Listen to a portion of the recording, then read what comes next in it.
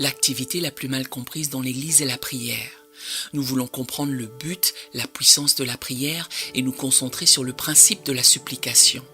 Pour comprendre la prière, il vous faut comprendre le royaume. Si vous prenez le concept de la prière en dehors du concept du royaume, le résultat sera une activité religieuse. La prière n'est pas une activité religieuse. Je vais vous le prouver sur le champ. Commençons par quelques affirmations dont je veux que vous vous rappeliez. La prière est le concept du royaume le plus méconnu. La plupart des gens qui prient ne savent pas comment prier. Je fais partie de leur nombre. Deuxièmement, la prière est l'activité du royaume la plus importante sur terre. Paradoxalement, c'est la plus mal comprise, pour la raison que la prière est la responsabilité numéro 1 d'un ambassadeur. Je vous explique. Il y a une déclaration remarquable faite par John Wesley. Je crois que John Wesley avait compris quelque chose sur la prière que peu de gens ont saisi. Quand je l'ai compris, ma vie entière a changé. Voici ce qu'il énonça. Il semblerait que sans Dieu, l'homme ne peut pas. Et sans l'homme, Dieu ne fera pas. Que voulait-il dire par là? C'est une déclaration capitale. Il semblerait que sans Dieu, l'homme ne peut pas. Et sans l'homme, Dieu ne fera pas. Ce qu'il veut dire ici, c'est ceci. Il semble que sur terre, l'homme ne peut rien faire sans Dieu. Or, il y a une autre réalité, c'est que Dieu ne fera rien sur terre sans l'homme. Le principe est qu'il doit y avoir un partenariat entre le ciel et la terre pour que les choses se passent sur terre. Par conséquent, ce qui se passe sur terre dépend de vous. C'est littéralement vrai. Pour comprendre la prière, voici ma définition simple de la prière. Il m'a fallu environ 35 ans pour écrire cette seule phrase. La prière est la licence terrestre pour l'interférence céleste. La prière est la licence terrestre pour l'interférence céleste. Qu'est-ce que cela signifie? La prière n'est pas une option pour le croyant. La prière est une nécessité. Je tiens à répéter que la prière n'est pas une activité religieuse, c'est une activité légale. Seulement, vous ne pouvez pas saisir cela si vous ne comprenez pas le concept de royaume. Allons un peu plus loin. J'appelle cela le pouvoir de l'être humain. La créature la plus puissante sur terre, c'est vous, l'être humain. Comment cela? Tout d'abord, Dieu n'a donné l'autorité légale sur terre qu'aux êtres humains. L'autorité légale appartient aux êtres humains. Question, qu'est-ce qu'un être humain? Ce que je vais vous expliquer sera probablement la découverte la plus considérable de votre vie. La voici. Vous n'avez pas d'esprit, vous êtes un esprit. Dites-le, je suis un esprit. C'est primordial. Vous n'en avez pas, vous êtes un esprit qui vit dans un corps de terre.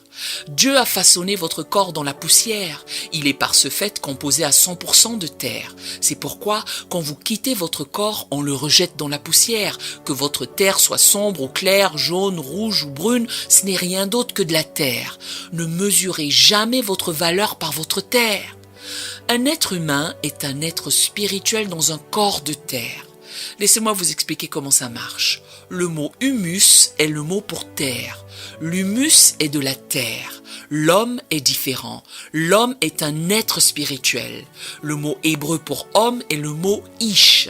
Dans le livre de la Genèse, lorsque Dieu déclare « faisant l'homme », il utilise le mot ish.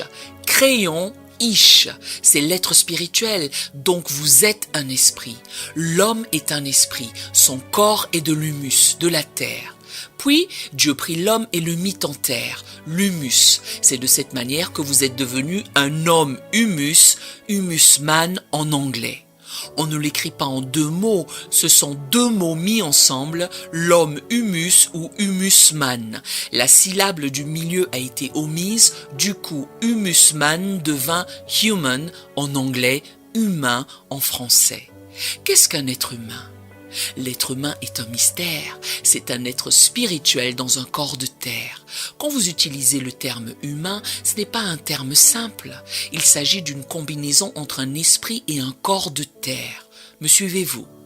Tout cela est décisif pour la prière. Ainsi, lorsque Dieu a créé la race humaine, il a mis l'être spirituel dans un corps de terre. Après, il a ordonné à l'être humain de dominer sur la terre, qu'il domine sur la terre. Qui sont les ils, les êtres humains? Qu'est-ce qu'un être humain? Un esprit dans un corps de terre. C'est fondamental. Le seul être qui ait des droits légaux donnés par Dieu pour œuvrer et dominer sur la terre est un esprit qui est dans un corps de terre. La parole de Dieu ne change pas. Voici le mystère. Tout esprit sans corps de terre est clandestin sur terre. C'est la raison pour laquelle vous ne comprenez pas bien la Bible. Si vous n'appréhendez pas ce concept, la Bible n'aura pas de sens pour vous, y compris l'incarnation de Jésus-Christ. Carnation vient du mot charnel. Que veut dire charnel? Terre. Incarnation indique qu'un esprit et une terre sont devenus un être humain.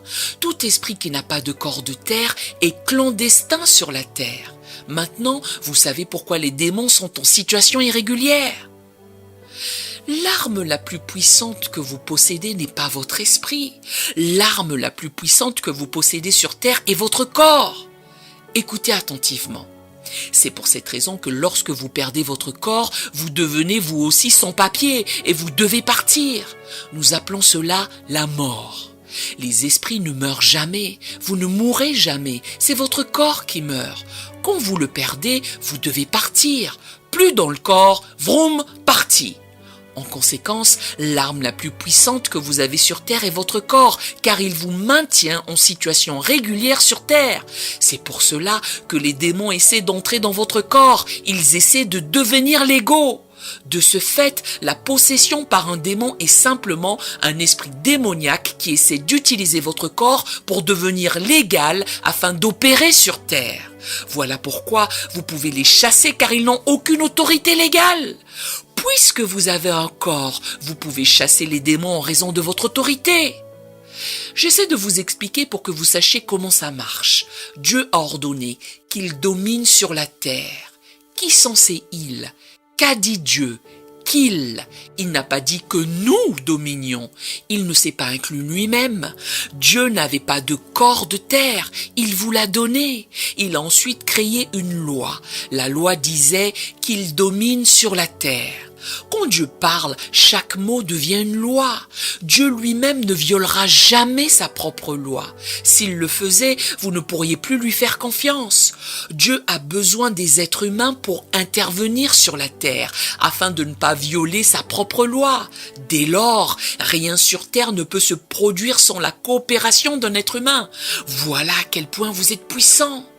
Dieu lui-même ne peut pas interférer sur cette planète sans la licence, la permission qu'il vous a donnée. Je sais que cela semble incroyable, c'est pour cela que vos prières ne sont pas exaucées.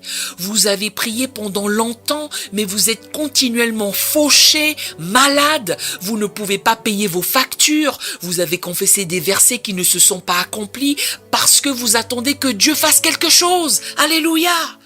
Respirez profondément. Dites à votre voisin, j'ai cette importance-là. Je veux vous donner ce que j'appelle les 7 principes de la prière. Notez-les s'il vous plaît. Numéro 1.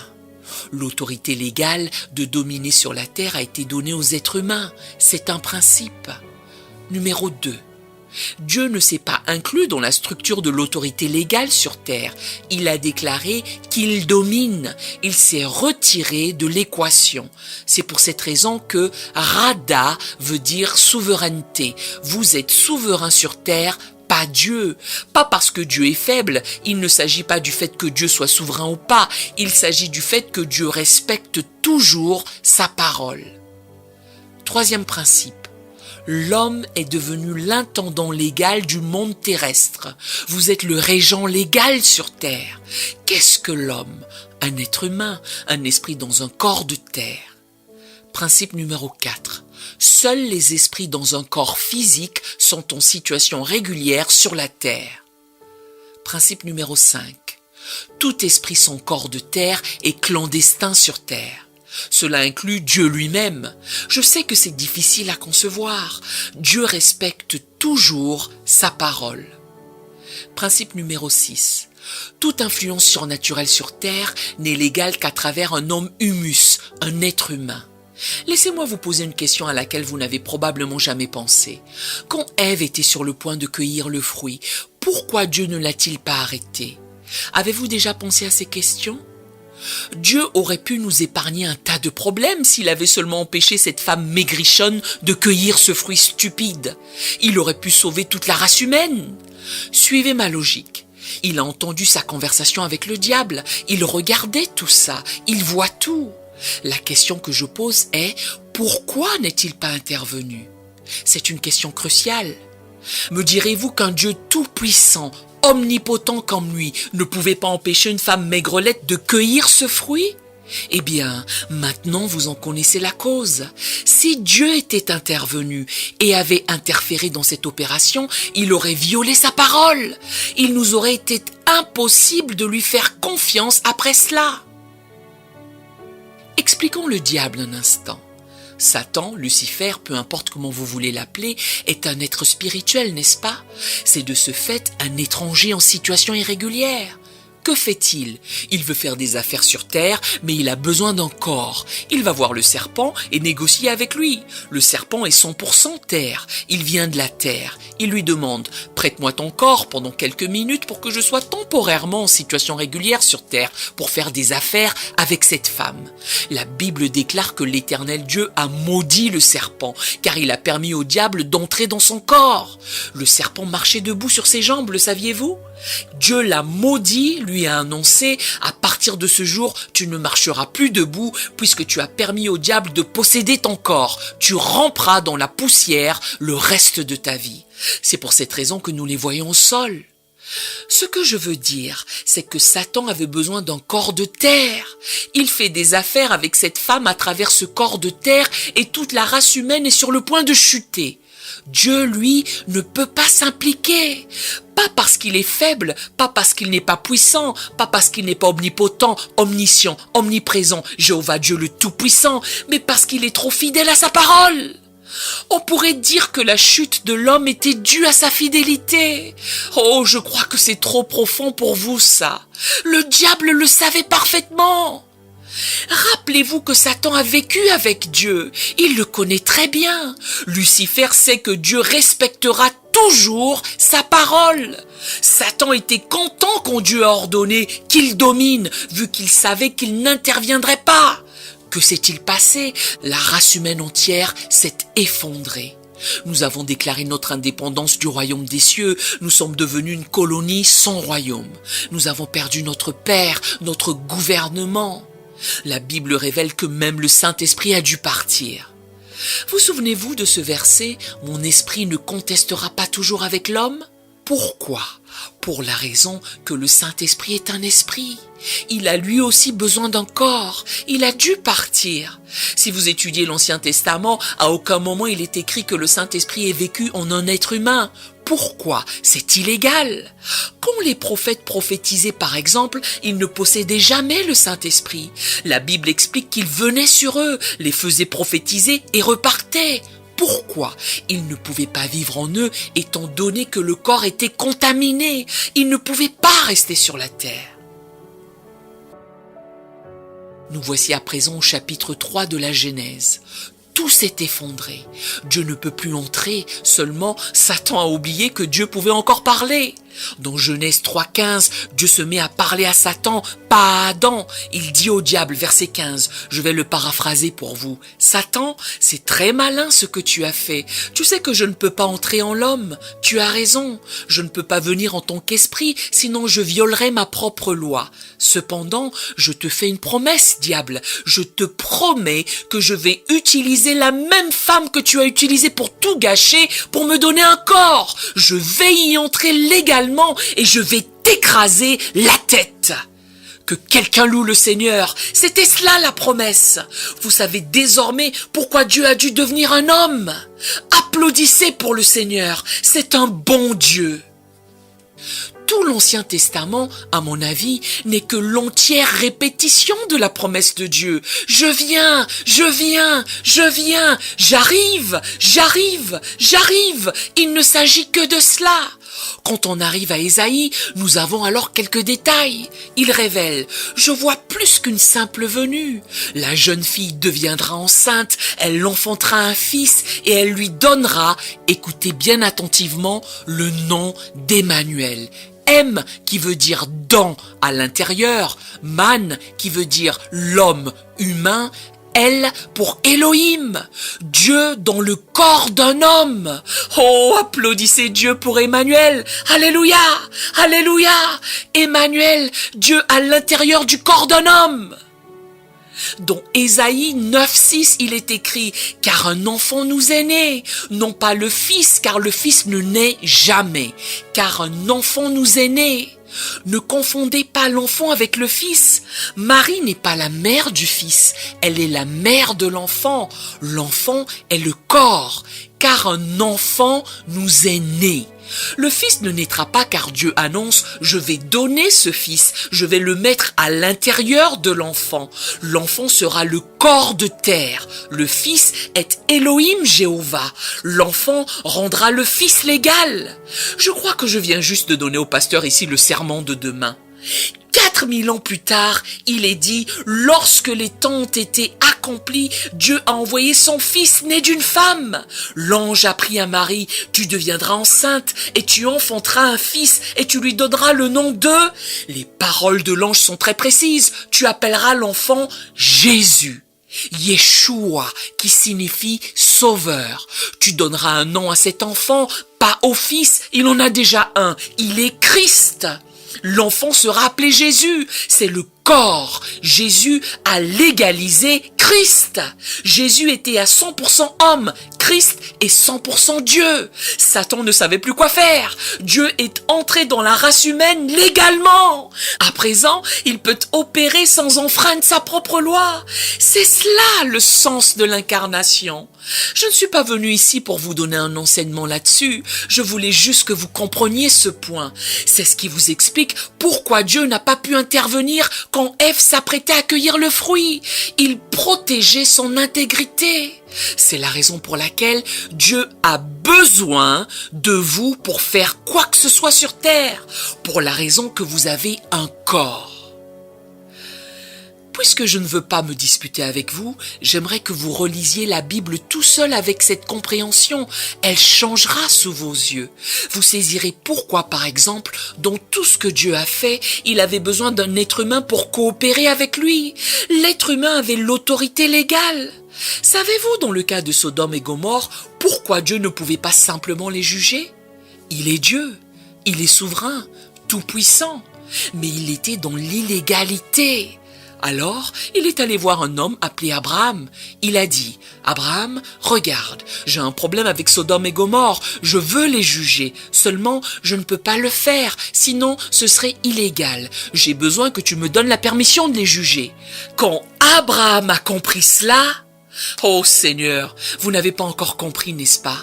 Quand Abraham a compris cela, il a répondu, « Attends un instant Seigneur, tu as besoin de moi pour juger cette ville? Commençons par un marché. » Allez, applaudissez pour le Seigneur, c'est une puissance redoutable qu'il nous a donnée. Abraham a demandé, « J'ai de l'influence, faisons un marché Seigneur. Si on trouve 50 hommes justes, Dieu le rassure, je ne vais pas les toucher. 40 alors. Dieu répond, c'est toi le patron. 30. Dieu rétorque, continue à marchander. 20 alors. Dieu lui rappelle, c'est toi qui décides. J'ai le pouvoir, tu as l'autorité. Abraham demande, si je trouvais un seul homme juste dans cette ville, tu ne la détruirais pas? Dieu certifie, je te le garantis. Je ne peux la toucher à moins que tu m'en donnes la permission. Abraham répond, je reviens tout de suite. Et il va à Sodome. Il y trouve son neveu et lui adjure, Lot, sortons d'ici. Je suis sur le point de donner la permission à Dieu. Que tout le monde dise, j'ai l'autorité. La prière est l'homme qui donne à Dieu la permission d'interférer dans les affaires de la terre. Quand Lot est sorti, l'ange interrogea, « je peux le faire maintenant ?» Abraham affirma, « Vas-y mon frère, je suis déjà sorti de là. » Dieu répliqua, « Merci beaucoup » et il brûla la ville. Si vous tournez les pages de votre Bible, vous rencontrerez un autre homme. Dieu dit, « J'ai entendu les cris des Israélites que les Égyptiens font souffrir. Je veux descendre les délivrer. Néanmoins, je ne peux pas le faire puisque je suis un esprit. J'ai besoin d'un être humain pour m'en donner la permission. » Dieu va vers Moïse et lui annonce « Regarde, je veux faire quelque chose. Toutefois, je ne peux pas y aller sans ta permission. Je veux libérer les Israélites. Veux-tu bien t'allier avec moi ?» Moïse a commencé à argumenter, vu que comme vous, il vient du Bronx. Il commence à dire à Dieu, je suis de la mauvaise famille, je n'ai pas la bonne couleur de peau, je ne peux pas parler.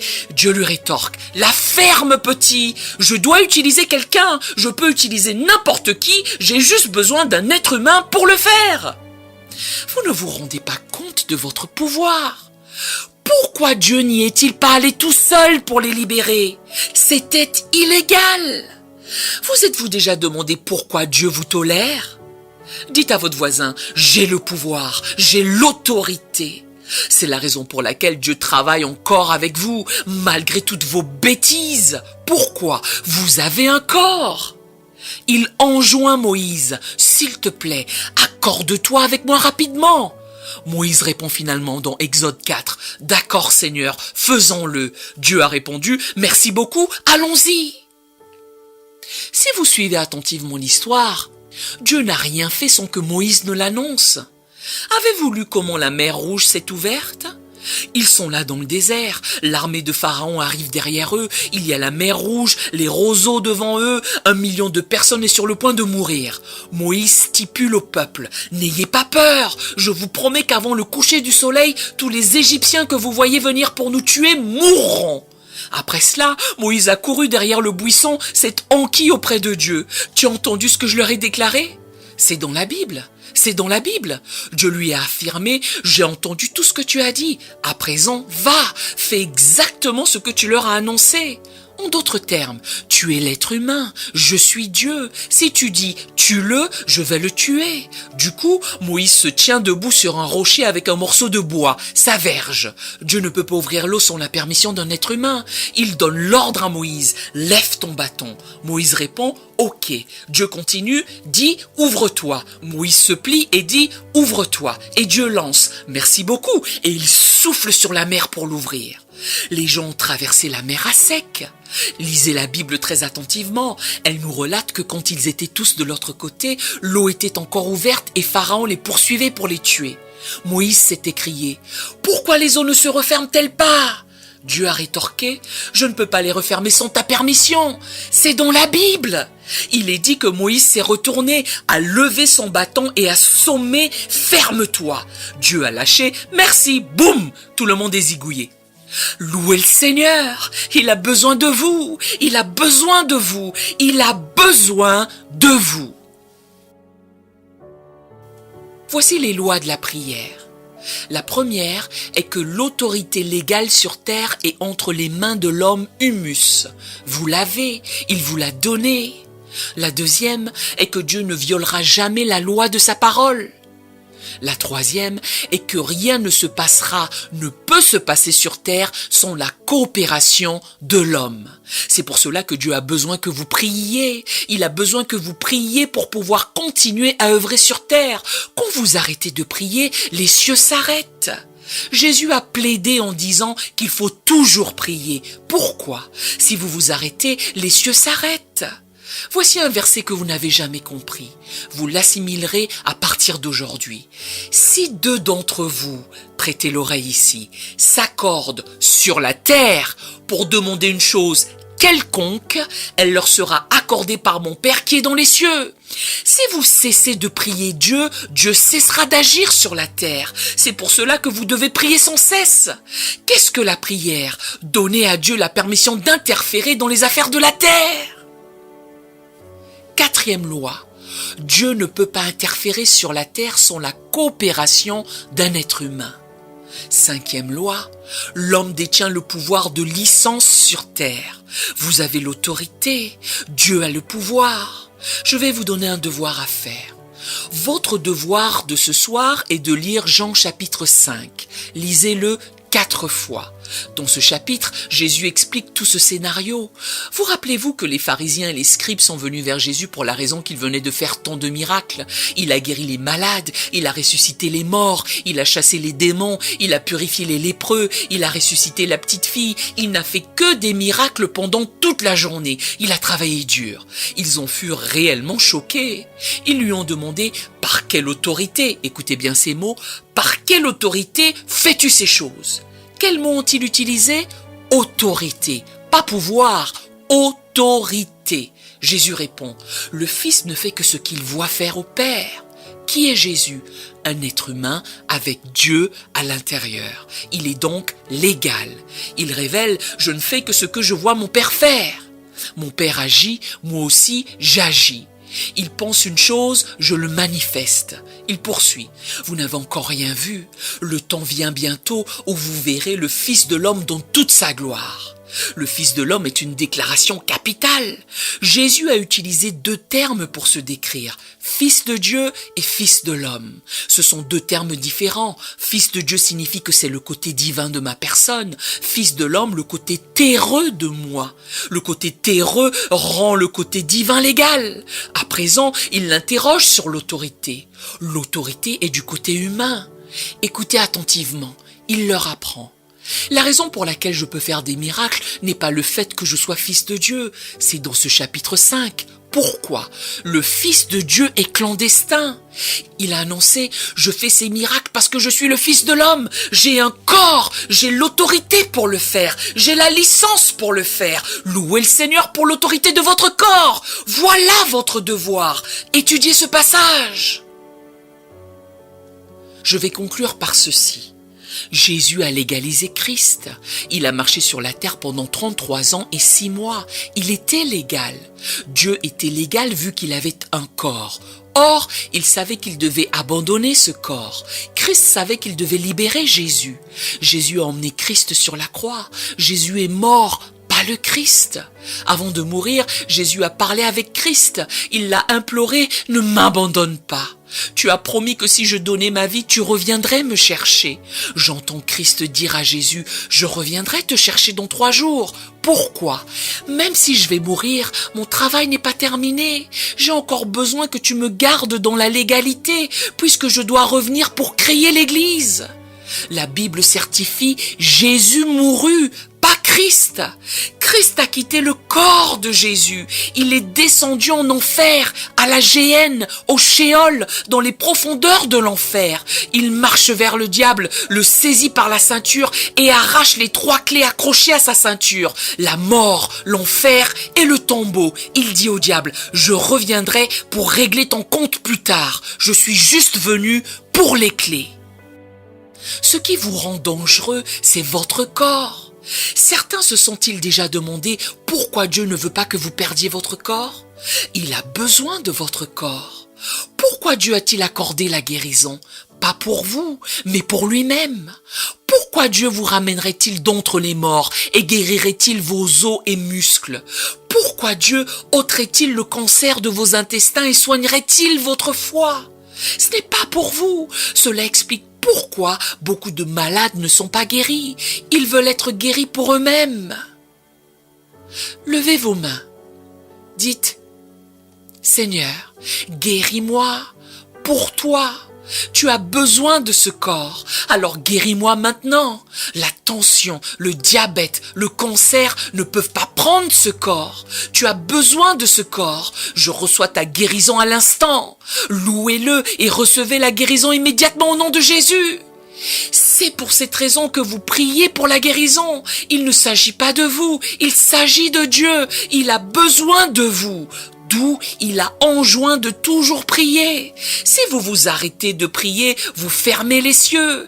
Il a dit que tout ce que vous lirez sur terre sera lié dans le ciel, et tout ce que vous délirez sur la terre sera délié dans le ciel.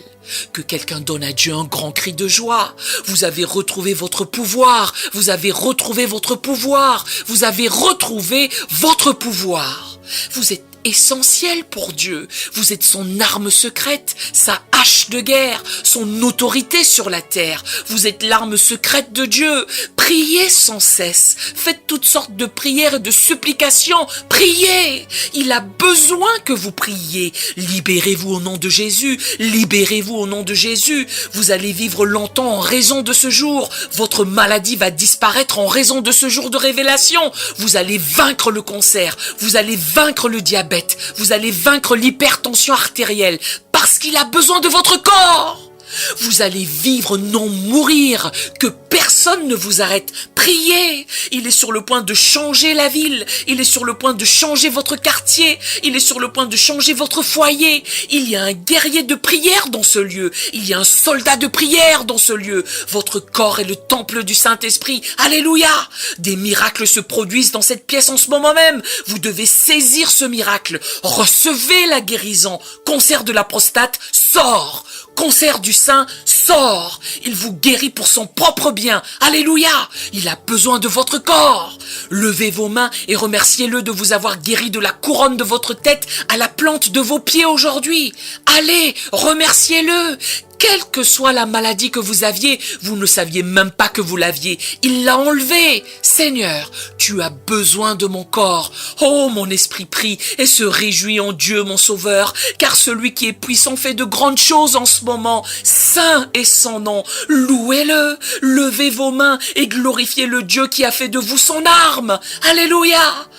Désormais, vous savez pourquoi il a besoin de vous. Merci Jésus. Merci Jésus. Toute la gloire à ton nom. Préserve-moi pour toi. Toute la gloire à ton nom. Nous aimerions vous donner l'opportunité de faire de Jésus le Seigneur de votre vie.